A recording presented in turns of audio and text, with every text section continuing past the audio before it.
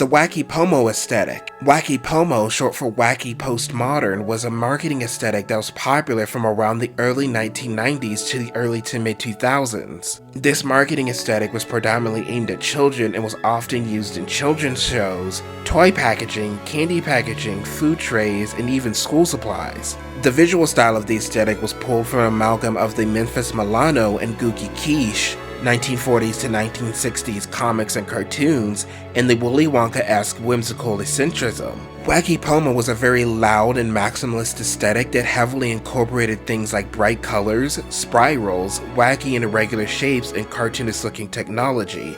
This was all done with the purpose of making the aesthetic more fun and engaging with kids, who were the main target audience. You would see the Wacky Pomo aesthetic be used in several children's shows such as Pee-wee's Playhouse, Klasky Csupo cartoons, and even the Doodle Bops. By the mid-2000s, the aesthetic would begin to fade and disappear and eventually be replaced by a more simpler and cleaner design aesthetic. However, some elements of the Wacky Pomo aesthetic would reappear in some web shows like The Amazing Digital Circus. Do you guys miss the Wacky Pomo aesthetic, or are you glad that it's gone? Let me know in the comments.